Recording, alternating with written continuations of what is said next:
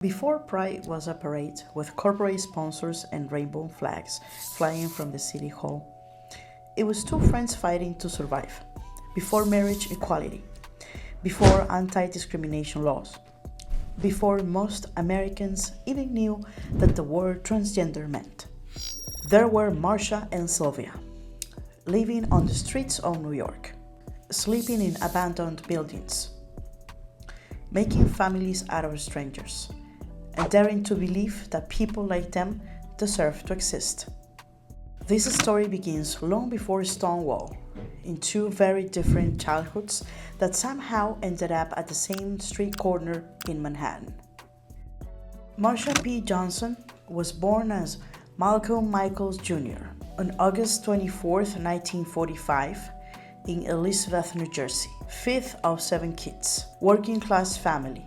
Her father labored long hours on the General Motors assembly line, while her mother cleaned other people's homes, scraping by to keep the family afloat.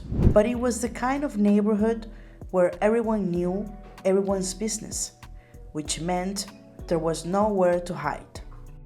She knew early, at just 5 years old, she'd sneak into her mother's closet and put on dresses when no one was looking. She'd stand in front of the mirror and see someone looking back at her that made sense. But Elizabeth, New Jersey, in the 50s, that wasn't a place where different was tolerated.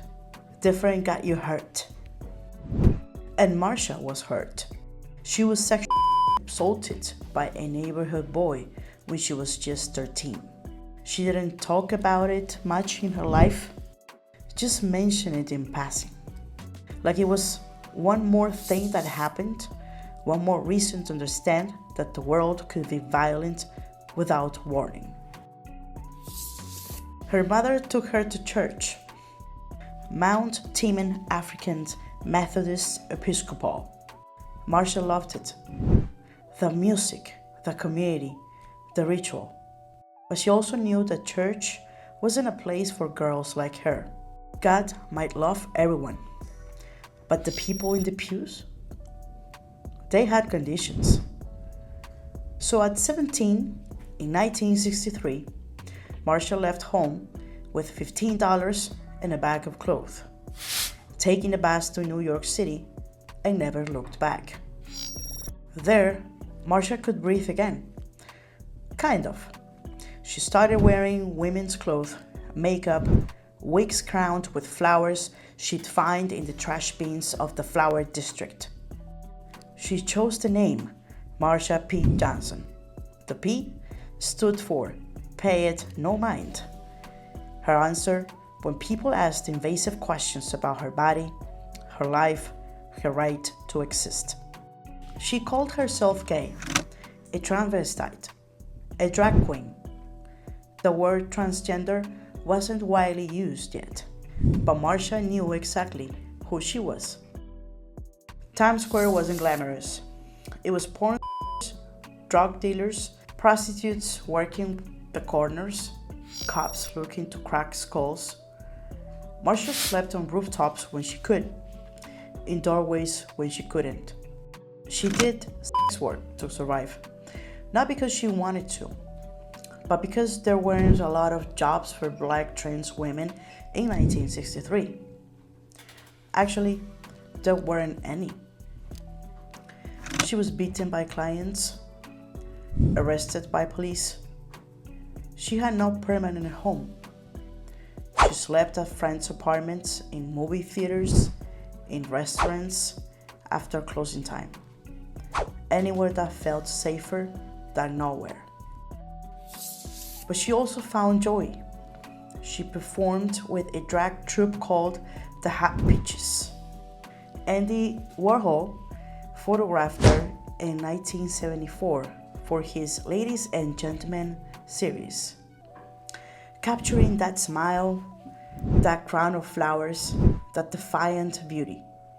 A black trans woman in Warhol's studio treated like art, like she mattered. I was no one, nobody, from Nowheresville, she once said, until I became a drag queen. And on the streets of New York, that new identity didn't just give her a name or a look, it gave her a purpose. And it was there, in that world, she was carving out for herself that she met Sylvia Rivera. Sylvia Rivera was born on July 2nd, 1951, in the Bronx, New York. Her father was Puerto Rican, her mother Venezuelan, but her father left when she was a baby. And when Sylvia was just 3 years old, her mother died by suicide, and she was actually the one who found the body. By then, she was barely old enough to understand death, and there it is, right in front of you. That kind of trauma doesn't live. It shapes everything that comes after. Sylvia went to live with her grandmother, who disapproved of her feminine behavior and tried to force her to conform to traditional masculine expectations. It didn't work. Sylvia knew who she was. The world just wouldn't let her be it. So by age 11, she ran away and was living on the streets of Times Square, working as a child prostitute to survive and sleeping in abandoned buildings, subway stations, anywhere she could find. But the drag queens on those streets, yeah, they became her family. They taught her how to walk in heels, how to do the makeup, how to survive. They gave her the name Sylvia. They gave her a reason to keep going. As a teenager, Sylvia got political. She joined protests against the Vietnam War. She showed up for the civil rights movement. She worked with the Young Lords and the Black Panthers. She understood that all these fights were connected, that her freedom was tied to everyone else's. When Marsha, then 17, met Sylvia, who was 11, something clicked. Sylvia later said, Marsha was like a mother to her. Marsha encouraged her to love herself exactly as she was. They became sisters, best friends, protectors of each other. But Sylvia wasn't like Marsha. Where Marsha smiled and deflected, Sylvia raged. She had a temper. She had trauma that came out in anger and pain and a refusal to be polite about any of it. She didn't say, pay it no mind. She said, look at me, see what you did, own it. Together, they were unstoppable. By 1969, gay bars were dangerous places because being gay was illegal in most states. In New York, you could be arrested for solicitation just for existing in public. You could be arrested for not wearing at least 3 pieces of gender-appropriate clothing. Cops raided gay bars constantly, roughing people up, making arrests, collecting bribes from the mafia owners who run most of these establishments. The Stonewall Inn on Christopher Street in Greenwich Village was one of those bars. It was run by the mafia, the Genovese crime family, to be specific. They own it because legitimate business wouldn't touch gay bars. It was too risky, too controversial, but the place was a fire trap. Watered down drinks, bathrooms with not running water, no fire exits. They'd water down the liquor and charge you double.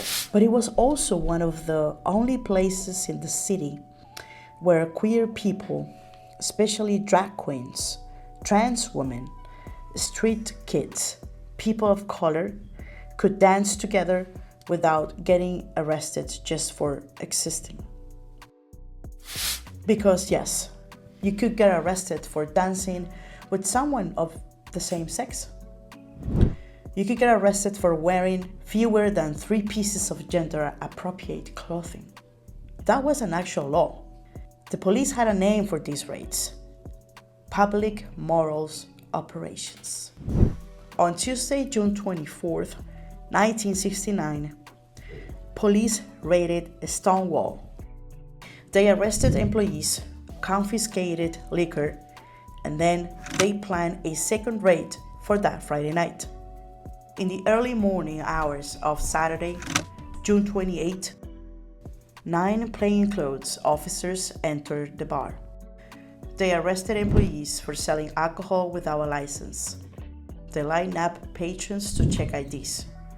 Anyone in drag was detained, and the crowd outside started to grow. Marsha and Sylvia weren't there when it all began. Marsha showed up around 2 a.m. and later remembered that the place was already on fire. The raid was already happening. The riot had already started. But the crowd didn't disperse, not this time. When police roughed up a woman in masculine clothing, some say it was lesbian activist Sylvia Rivera, who complained that her handcuffs were too tight. The crowd erupted. People started yelling, throwing coins, then bottles. Someone even slashed the tires on police cars. The cops, used to everyone just going along, called for backups and barricaded themselves inside the bar. Witnesses reported seeing Marsha Johnson dropping a heavy object onto a police car, but not the first brick, as everyone says. She arrived after things were underway, but she was there and she stayed. The riots went on for 6 days.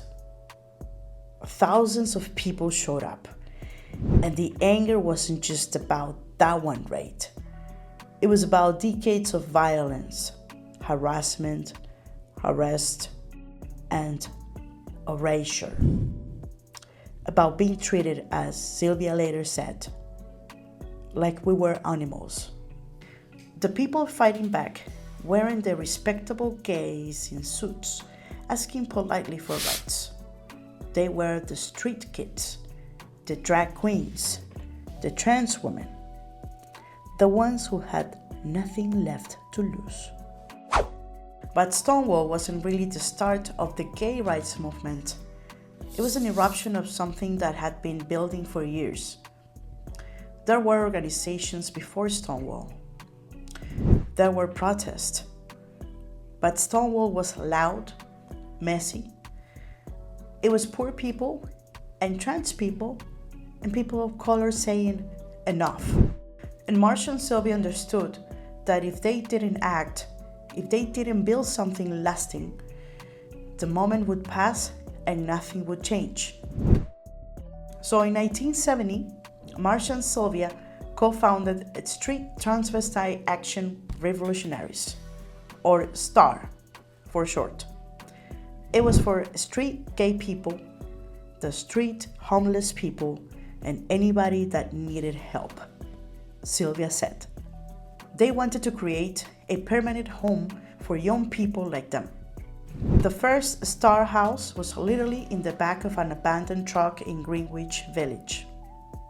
Then they rented a 4-story building on the Lower East Side, a crumbling walk-up that cost $200 a month. Where they get the money?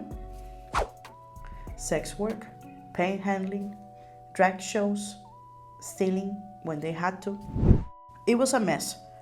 No heat, barely any furniture, but Marsha and Sylvia filled it with whoever needed shelter. They housed, at various times, anywhere from 10 to 20 people.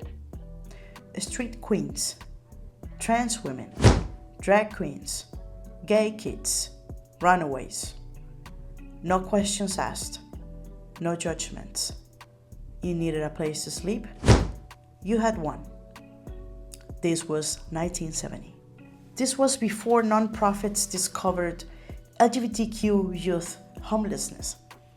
Before anyone cared, Marsha and Sylvia cared because they lived it. They knew what it meant to be 17 and alone, hungry and terrified. STAR only lasted about 3 years because the money ran out and the building was closed. but the idea didn't die.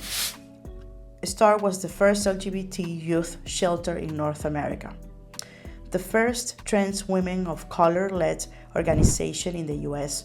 It was a blueprint for mutual aid before anyone called it that.